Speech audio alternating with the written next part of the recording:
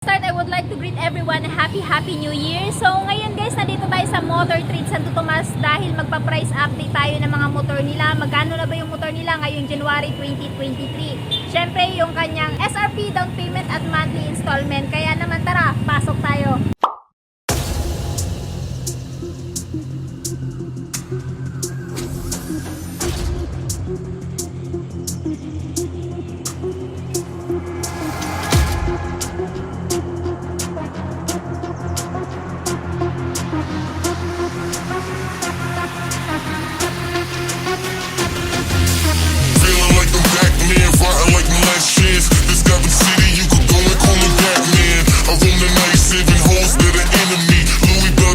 So dito tayo mag-uumpisa sa ating price list update sa mga motor ni Motor Trade dito kay Yamaha NMAX 155. So meron silang dalawang color variant dito guys na matte black at saka matte green. Both are ABS version. So this January guys, meron po silang cash price na ayan, 152,000.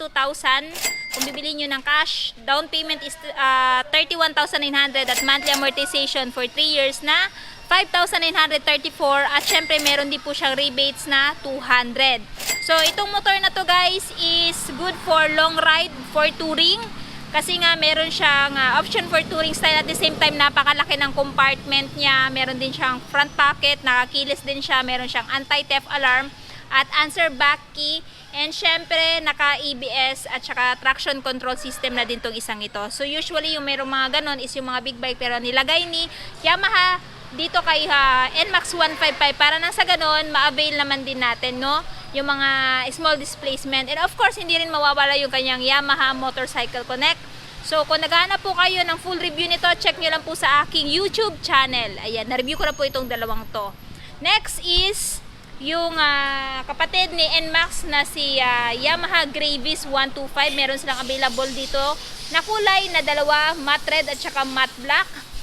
So ito yung bunso ni NMAX, no? Kumbaga para silang magkapatid. Kasi si Gravis is ang mini NMAX. So pagdating sa SRP guys, ngayon January meron siyang cash price na 93,100. Tapos down payment is 11,100 and monthly amortization for 3 years na 4,591 at rebates na 200.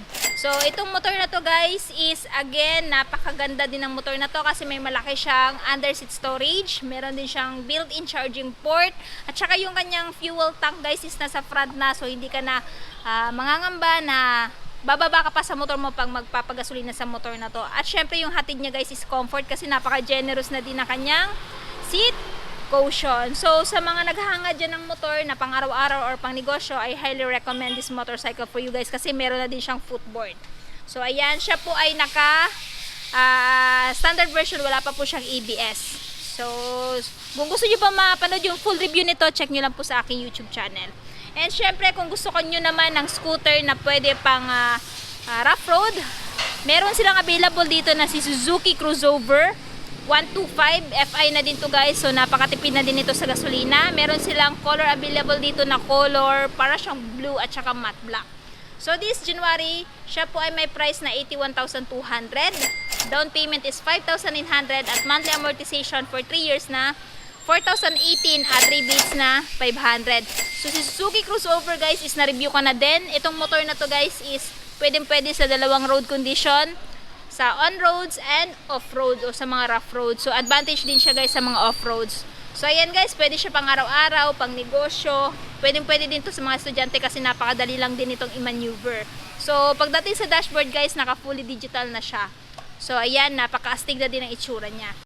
So dito naman tayo guys sa bagong labas ngayong 2023 na Suzuki Smash 115. So itong motor na to guys is drum brake version. So ayan guys, napaka-modern na ng design niya, yung kanyang decals. Ayan, so na-review ko na din po ito. Check nyo lang po sa aking YouTube channel, yung 2022 model. So yung pinagkaiba lang nung 2023 model guys is yung decals. So All in all, same lang po sila ng specs, features, wala naman po nadagdag. So, pagdating sa SRP niya guys, ngayong January siya po ay mayroong presyong 61,800 sa drum brake version po ito. Tapos, down payment is 3,000 and monthly amortization for 3 years na 3,181 at rebates na 200. So, ayan guys, napakaganda na din po na design para mahahalin tulad mo siya sa R version. So, dito naman tayo guys kay PCX 160 CBS version, matte dim gray metallic. So, ang motor na pang touring or pang long ride. So, itong motor na to guys ay mayroong SRP na, ayan, 130,500. Down payment is 18,000 and magma-monthly kayo for 3 years kung kunin nyo siya ng hulugan na 5,671.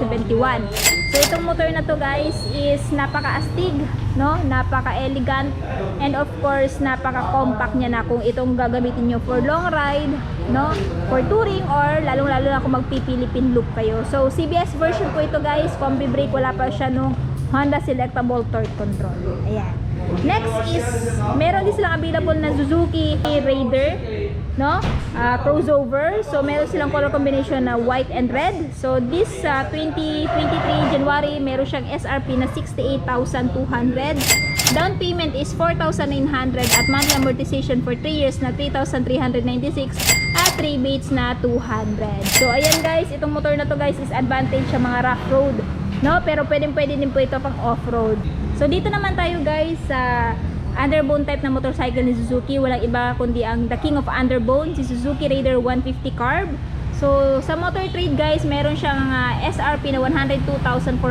Yun po yung kanyang January updated price, 2023. Down payment is 12,000 and monthly amortization for 3 years na 5,021 at rebates na 200. So, na-review ko na din po ito guys. Check nyo lang po sa aking YouTube channel. So, syempre yung hatid niya is yung forma at lakas sa power at saka sa torque. Ayan. And of course, syempre yung pinakamatipid sa gasolina motor ni Honda, si Honda Beat. So, itong motor na to guys ay merong SRP na 73,700. Down payment is 5,600 at monthly amortization for 3 years na 3,664 at rebates na 200. Meron silang dalawang color variant dito guys na matte black at glossy black. So, check natin. So, siya po ay standard version. Hindi pa po siya equipped ng ISS version or idling stop system na variant. So, mas advantage yun guys. Mas matipid yun sa gasolina. Pero, konti lang naman yung lamang nung ISS dito sa standard version. Of course, itong motor na to guys is isa sa pambato ni Honda pagdating sa patipiran ng gasolina. At the same time, napaka-full compact na siya. So, I highly recommend this motorcycle sa mga beginner or lady rider or sa mga nagdenegosyo. Kasi nga, meron na din siyang footboard na paglalagyan ng mga mapapamili nyong mga ipambebenta nyo or pang araw-araw nyo na din. Ayan. Tapos meron din siyang 11 liters na under seat storage. Na-review ko na po ito. Check nyo lang po sa aking YouTube channel. Ayan. So, syempre, hindi din magpapahuli ang Honda CRF. No? Si Honda CRF, meron available dito si Motor Trade nga Extreme Red. So, this 2023 January ay merong SRP na, ayan, 147,500. Down payment is 31,500 at monthly amortization for 3 years na 5,838. Syempre, itong motor na to guys is na-review ko na din. Check nyo lang po sa aking YouTube channel. Next is si Kawasaki KLX 140RF. So, meron siyang color combination guys na lime green at white. So, itong motor na to guys, for clarification, hindi siya pwede pang kalsada, no? So, itong motor na to is ginawa lang pang gaming, no? Pang enduro trail. So, this 2023 ay meron siyang SRP na 152,000. So, meaning, hindi nyo po siya pwedeng utangin, kundi mabibili nyo lang siya kung ika-cash nyo siya. So, ayan guys, na-review ko din po ito. Check nyo lang po sa aking YouTube channel. And, kung gusto nyo ng motor na pang tricycle or pang hanap buhay, meron silang available dito na Honda TMX 125 Alpha color red. Kanyang SRP this 2023 January is 57,300. Down payment is 2,876 at rebates na 200. Ayan guys. So meron silang dalawang available dito guys na color red. Ayan guys. So kung gusto nyo or nagbabala kayo magnegosyo or mag-tricycle this year, so maganda ito si Honda TMX para sa inyo kasi napaka-fuel efficient din ito at saka napaka-reliable na kasi nga si Honda is number 1 pagdating sa mga motor ngayong dito sa Pilipinas. Ayan. And syempre, meron din silang available na City, Bajaj, no? Meron silang available na 100cc, color black. So, pagdating sa price niya guys, SRP is 56,500. Down payment is 4,900 at monthly amortization for 3 years na 2,837 at rebates na 200. So, pagdating dito kay Baja guys, no, City or Bajaj City 100, meron silang available color dito guys na black red combination and black blue combination. So, pili lang kayo kung ano yung kulay na gusto nyo pag bilhin nyo tong motor na to. No? So, napakatipid din ito sa gasolina guys. So, tumatakbo lang naman to ng 50 km or mas higit pa, depende pa rin yun sa throttle hobby ng driver. Pero kung gusto nyo naman siyang gawing pang pasada, pwede din guys kasi pwede nyo na siyang i-mount sa tricycle kasi may butas na siya dito or pang araw-araw pwede din. Next, meron silang 100cc na Bajaj, meron din silang 150cc.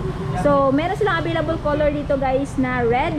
So, na-review ko na din to guys, and yung 150cc guys, yung pagkaiba lang nila is of course yung displacement, and meron na din siyang built-in charging port dito. Ayan, so magpamount ka na lang din ng cellphone holder mo dito. So, dito sa 150cc na Bajaj guys, siya po ay merong SRP na 66,500. Down payment is 5,000 at monthly amortization for 3 years na 3,377 at syempre, mayroon din tong rebates na 200.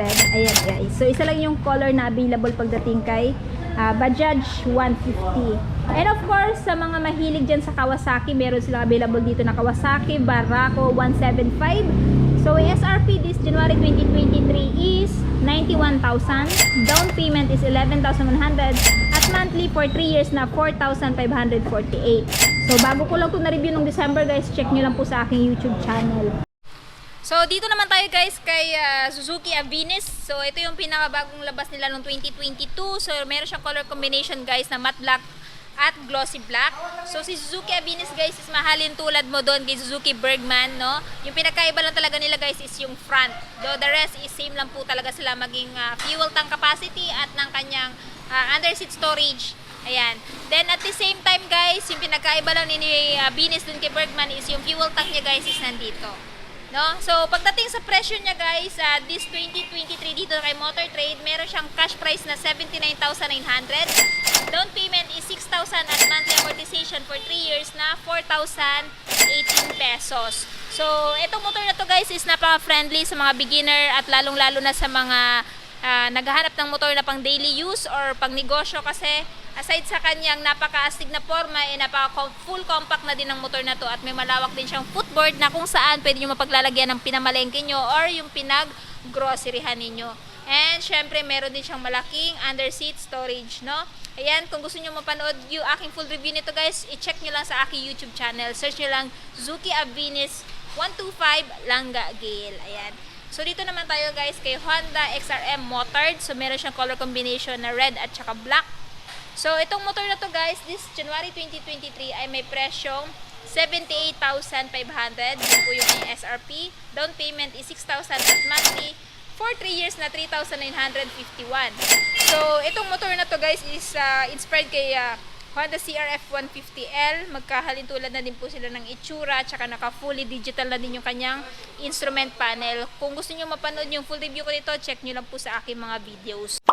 So, yun na nga guys, natapos na natin ikutan ng bawat isa sa motor ni Motor Trade. Ano yung masasabi nyo sa updated price nila ngayong January 2023? Sulit pa ba yung mga motor nila? At ano yung motor na gusto nyong bilhin? I want to know your thoughts below. At syempre, kung bago pa lang kayo sa channel ko, huwag kalimutan mag-subscribe para ma-notify kayo once may bago tayong upload.